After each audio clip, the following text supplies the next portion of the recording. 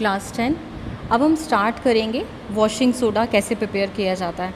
जो washing soda होता है उस that's formula is Na2CO3 10 water molecules, Na2CO3 10 H2O। तो इसको प्रिपेयर करने के लिए 3 स्टेप्स इक्वेशन होती है। तो सबसे पहले जो बेकिंग सोडा जब हमने प्रिपेयर किया था वो वाली इक्वेशन करेंगे। Let's see NaCl H2O CO2 NH3 and gives ammonium chloride and sodium hydrogen carbonate। तो this is the first step reaction. यहाँ से हमें सोडियम हाइड्रोजन कार्बोनेट मिल रहा है। उसके बाद हम उसको हीट करेंगे। जब हम उसको हीट करेंगे तो हमें सोडियम कार्बोनेट मिल जाएगा और वाटर और कार्बन डाइऑक्साइड मिलेगी। This is the second step of the preparation for the washing soda. उसके बाद ये जो NO2CO3 आपको यहाँ से मिला है सोडियम कार्बोनेट, इसको हमने 10 वाटर मॉलिक्यूल्स यानी इसको हमने वाटर के अंदर ऐड करना है। तो जब हम इसको वाटर में ऐड करेंगे तो हमें Na2CO3 10 H2O यानी you will get the last step from the last step you will get the washing soda. So there are the 3 steps to prepare the washing soda. First of all we have to prepare the sodium hydrogen carbonate. Then second step sodium hydrogen carbonate को आपको heat करना है। उसके बाद जो आपको sodium carbonate obtain होगा उसे हम वाटर में ऐड करके Na2CO3 washing 10 H2O that is washing soda जो है हम प्रिपेयर कर सकते हैं। तो उसके बाद there are some uses. Washing soda कहाँ कहाँ यूज़ होता है? Washing soda is used in glass, soap, paper industries में यूज़ होता है। एल्युमिनियम को अगर हमने एक्सट्रैक्ट करना है, अगर हमने एल्युमिनियम में से बोरेक्स को एक्सट्रैक्ट करना है उसके लिए यूज़ होता है। डोमेस्टिक पर्पस के लिए क्लींजिंग एजेंट की तरह। और वाटर के हार्डनेस को परमानेंटली अगर हमें रिमूव करना है तो हम बेकिंग सोडा का यूज़ करते हैं। अब नेक्स्ट टॉपिक है, are the crystals of salts really dry? क्या जो क्रिस्टल्स होते हैं सॉल्ट्स के, क्या वो रियली ड्राई होते हैं? अगर वो जो दिखने में हमें ड्राई लग रहे हैं, क्या वो एक्चुअल में ड्राई होते हैं या नहीं होते हैं? तो by an activity it can be explained. आपने क्या किया, ये आपने ट्यूब ड्राई बॉइलिंग ट्यूब ली। ड्राई बॉइलिंग ट्यूब को हमने इसके अंदर हमने कॉपर सल्फेट के क्रिस्टल्स डाले। कॉपर सल्फेट क्रिस्टल्स देखने में बिल्कुल ड्राई लग रहे थे। ड्राई बॉइलिंग ट्यूब में उसको इंसर्ट किया हमने। उसके बाद हमने जैसे ही इसको बर्नर से हीट अप किया तो आप इस ट्यूब की साइड्स के ऊपर कुछ वाटर ड्रॉपलेट्स को देखोगे।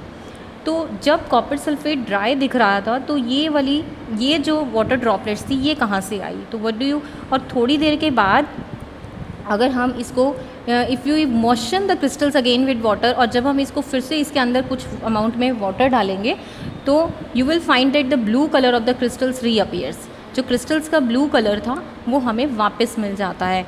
तो जब तक हम उसको हीट कर रहे थे कॉपर के क्रिस्टल्स का जो ब्लू कलर था वो डिसअपियर हो गया था और वाटर ड्रॉपलेट्स इस ड्राई ट्यूब के साइड सरफेस पर हमें दिखाई दी। लेकिन जब हमने उसी कॉपर सल्फेट क्रिस्टल्स को वापस पानी में ऐड किया तो वापस से उसका ब्लू कलर वहाँ पर हमें शो होने लगा।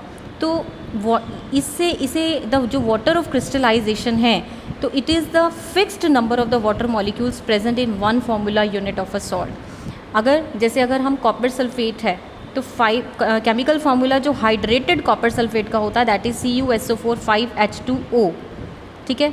और इसी तरीके से जो मॉलिक्यूल जो हमारा सोडियम कार्बोनेट है Na2CO3 10 H2O इज़ वेट। हम ये सोच सकते हैं कि ये जो 10 H2O इसके अंदर प्रेजेंट है ये क्या सिग्निफाई कर रहे हैं? क्या ये सिग्निफाई करते हैं कि ये वेट होगा? तो इससे तो हमें यही पता लगता है कि Na2OC 10 H2O जो हमें पाउडर फॉर्म में दिखाई देता है that is wet. Na2C washing soda is wet. इसी तरीके से जो अदर सॉल्ट हैं जैसे वाटर ऑफ क्रिस्टलाइजेशन है इज़ जिप्सम भी हमें ऑब्टेन हो जाता है वाटर ऑफ क्रिस्टलाइजेशन से। तो इट्स जिप्सम का जो केमिकल फार्मूला होता है दैट इज़ CaSO4 2H2O। उसके बाद हम प्लास्टर ऑफ पेरिस प्रिपेयर करते हैं and it's very important topic.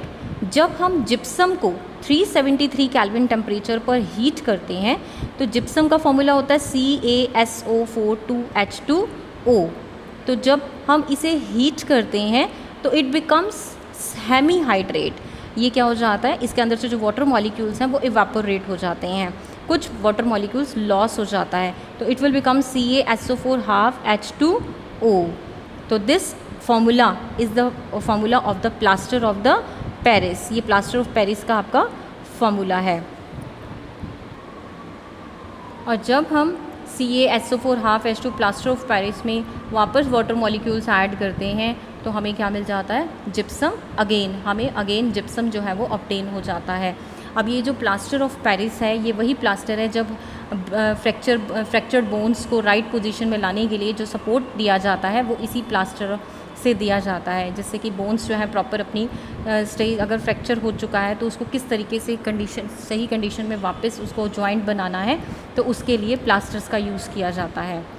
तो उसके बाद और कहाँ हम इस प्लास्टर ऑफ पेरिस को यूज़ कर सकते हैं, अगर हमने टॉयज़ बनाने हैं, डेकोरेटिव मटेरियल बनाना है, ऑर्नामेंट्स बनाने हैं, कॉस्मेटिक्स का सामान है, ब्लैक बोर्ड चॉक है या स्टैचूज़ वगैरह होते हैं, वो सब इस प्लास्टर से ही बनते हैं, प्लास्टर ऑफ पेरिस से ही बनते हैं।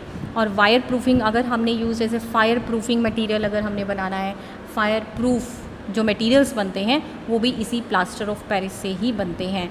And it is also use in making surface किसका, वॉल्स ऑफ द हाउस हो गया, जैसे स्मूथ सरफेस बनाना है हमें, पेंटिंग से पहले, वाइट वॉश से पहले, पेंटिंग करवाने से पहले हम वॉल्स के ऊपर प्लास्टर ऑफ पेरिस ही करवाते हैं। और इवन जो हाउसेस की सीलिंग्स होती हैं और अदर बिल्डिंग्स होती हैं उनके अंदर जो ऑर्नामेंट्स वगैरह के जो डिज़ाइन डाले जाते हैं वो भी प्लास्टर ऑफ पेरिस के ही होते हैं। तो इस तरीके से आपको जो है आज ये जो वॉशिंग सोडा है, क्या क्रिस्टल्स रेली में ड्राई होते हैं, और प्लास्टर ऑफ पेरिस और ये gypsum, and that's very important topic, ये जो है ये आज आपको करना है। उसके बाद इसके जो ब्लू बॉक्स क्वेश्चंस हैं, नेक्स्ट वीडियो में ब्लू बॉक्स क्वेश्चंस जो हैं वो डिस्कस होंगे।